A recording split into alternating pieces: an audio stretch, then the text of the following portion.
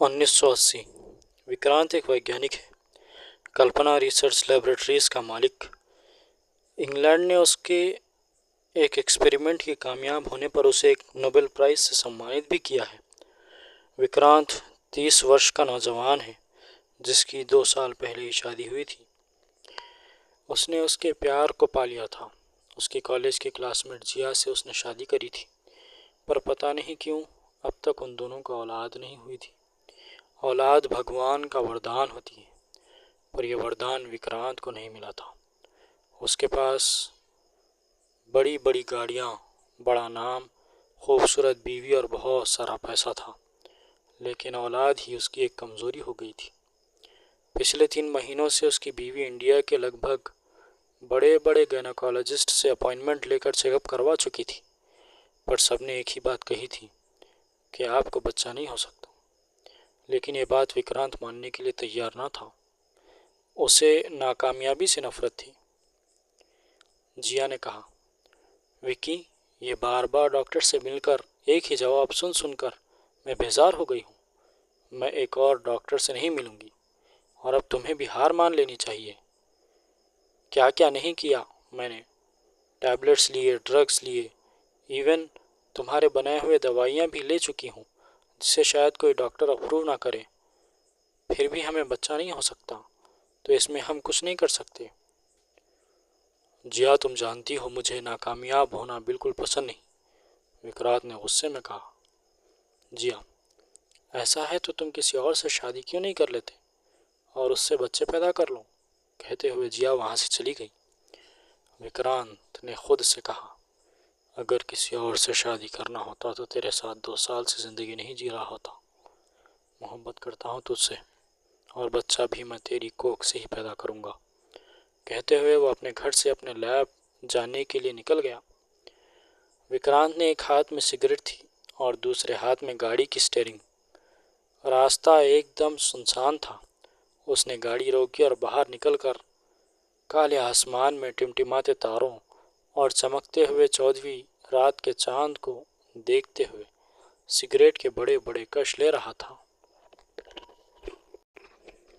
विक्रांत बाहर से तो खामोश नजर आ रहा था, पर उसके दिल और दिमाग में एक तूफान सा मचा हुआ था कि आखिर कैसे मैं अपनी पत्नी की गोद में खिलखिलाता बच्चा देखूं। कुछ देर बाद उसके दिल में एक बात आई। कुछ सवालों के जवाब जब जमीन पर न मिले तो आसमान में तलाश करने चाहिए। ये सोचकर उसने जल्दी से अपनी गाड़ी स्टार्ट करी और पता नहीं गाड़ी को भगाते भगाते 8 दिन बाद एक गांव में पहुंचा, जहां एक उल्कापिंड गिरा कुछ महीनों पहले गिरा हुआ था। वहां से उसने कुछ सैंपल इकट्ठे किए और कुछ तस्वीरें अपने लाइट वाले कैमरा में कैद की और वापस अपने लैब के लिए निकल पड़ा। उसने उन सैंपल पर स्टडी और रिसर्च करी तो उसे पता चला कि उन सैंपल्स पर परग्रही जीवों के अवशेष हैं। एक चीज़ भी उसे वहां मिली थी, जिसे उसने 300 डिग्री माइनस पर ठंडा होने के लिए रख दिया था, और उसे जब 5 दिन बाद टेस्ट किया तो जाना कि उस पर जो जीव है वो पृथ्वी का नहीं है। उसने उसके बारे में पूरी दुनिया में पता किया। कुछ महीने बीते पर कुछ पता नहीं चला। उन महीनों में उसने उसे जब स्टडी किया तो उसे पता चला कि वो एक नरजीव है, जिसमें अपने आप को रीजनरेट करने की खूबी है। उसने एक एक्सपेरिमेंट किया जो फेल हुआ। उसने एक नर चूहे को इस जीव के जीन्स से मिलाकर देखा तो वो फिर से फेल हो गया। लेकिन वो जीव सिर्फ 300 डिग्री पर ही जिंदा रहते थे। जैसे ही टेम्परेचर बढ़ता वो जीव अपने आप हिलना डुलना बंद कर देते, पर मरते नहीं। ये बात जब विक्रांत को समझ आई तो उसने ठान लिया कि इन जीवों को जिया के अंदर छोड़ना है, लेकिन ह्यूमन टेम्परेचर में ये जीव सरवाइव नहीं कर पाएंगे। ये सोचकर उसने उन जीवों के टेम्परेचर और बिहेवियर को और अच्छे से डीपली स्टडी करना शुरू कर दिया। तो पता चला कि वो जीव इंसान के जिस्म के लिए इतने घातक है जितने 5 किंग कोबरा सांप का जहर घातक होता है। इस बात को जानकर वो डर तो गया था, पर उसने अपनी कोशिश जारी रखी और उन जीवों को -300 डिग्री पर जिंदा रहने के साथ बजाय 10 - 10 डिग्री पर भी जिंदा रहने और रिप्रोड्यूस करने की क्षमता पैदा करने की आदत डाल दी। लेकिन इतनी ज़्यादा मेहनत और काम में उसको 5 साल लग गए और पिछले 5 सालों में उसने जिया से 10 मिनट के लिए भी सीधे सीधे बात नहीं करी थी। वो घर भी महीनों में कभी एक दिन जाता था, वो भी सिर्फ जिया का चेहरा देखने और उसके ब्लड और एग का सैंपल लेने के लिए। 5 साल की मेहनत का नतीजा सिर्फ ये हुआ कि उसने अमीबा और इस परग्रही जीव के कैरेक्टर्स को मिलाकर एक चूहे के बच्चे को अपने लैब में ही पैदा किया। इस कामयाबी को शेयर करने के लिए वो जिया से मिलने गया। वो नहा रही थी और विक्रांत उसके साथ नहाने चले गया। जिया अचानक से विक्रांत को बाथरूम में देखकर हैरान हो गई थी, पर तभी बाथरूम का दरवाज़ा विक्रांत ने बंद किया और दोनों के कराहने की आवाज़ें आने लगी। ऐसा लग रहा था जैसे बिछड़े प्रेमी कई सदियों बाद मिले। 2 घंटे हो गए थे, लेकिन विक्रांत को अंदर गए हुए पर ना ही वो बाहर आ रहा था और ना ही उन दोनों की कराहने की आवाज़ें कम हो रही थी, जैसे वो दोनों जन्नत का मज़ा ले रहे थे। 4 घंटे और बीत गए, फिर जाकर दोनों एक ही टॉवल में लिपटे हुए बाहर आए। वैसे ही दोनों सोफे पर बैठकर एक दूसरे को चूमने लगे। कुछ देर और विक्रांत ने जिया पर प्यार बरसाया, जैसे विक्रांत में एक आग थी जिसे वो भड़काकर उसकी गर्मी में जिया को भी जला देना चाहता था। 3 घंटे और बीत गए। जिया थक कर चूर हो गई थी और वो उसी सोफे पर सो गई। अगले दिन दोपहर 3 बजे जिया की आंखें खुल गई। उसके नग्न शरीर में अभी भी थकावट महसूस हो रही थी। उसने कुछ पहनने के लिए बेडरूम में अपनी अलमारी की तरफ बढ़ने लगी। उसने अलमारी से नाइटी निकाली और नाइटी पहनने लगी। उससे वो नाइटी टाइट हो रही थी। उसने जब अपने शरीर को देखा तो उसका पेट फूला हुआ था, जैसा कि 3-4 महीने की प्रेग्नेंट का होता है। वो हैरान रह गई। उसने अपने ऊपर एक बड़ा टॉवल लपेटा और जब लिविंग रूम में वापस आई तो देखा कि नीचे जमीन पर विक्रांत पड़ा हुआ है और उसके लिंग से अभी भी सीमन निकल रहा था, जो फर्श पर फैला हुआ है। उसका लिंग अभी भी टाइट था। ये देखकर जिया की काम वासना बढ़ने लगी।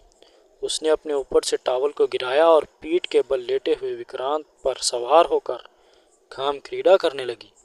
लगभग 2 घंटे गुजर गए, तब जाकर जिया लंबी लंबी आहें लेते हुए विक्रांत के सीने पर लेट गई। पर उसने महसूस किया कि उसका पेट अब और बढ़ गया है, जैसे 7-8 महीने की गर्भवती महिला का होता है। पर उसे इससे कुछ फर्क नहीं पड़ रहा था, क्योंकि वो इस वक्त काम वासना में चरम पर थी और लीन हो चुकी थी। उसने विक्रांत के होठों को चूमा। विक्रांत भी उसे चूमने लगा, पर जैसे शायद वो सपने में जिया को चूम रहा था। विक्रांत का लिंग अभी भी जिया के शरीर में था और जिया की भूख जैसे ख़त्म तो हो गई थी, पर कुछ देर और करने का मन किया और उसने फिर से पोजीशन चेंज करके काम क्रीड़ा करनी शुरू कर दी। 20 मिनट बाद उसके योनि में दर्द महसूस हुआ तो वो विक्रांत के ऊपर से उड़ गई और पेट पकड़कर कराहने लगी, जिस आवाज़ से विक्रांत उड़ गया, जैसे जिया को लेबर पेन हो रहे हों।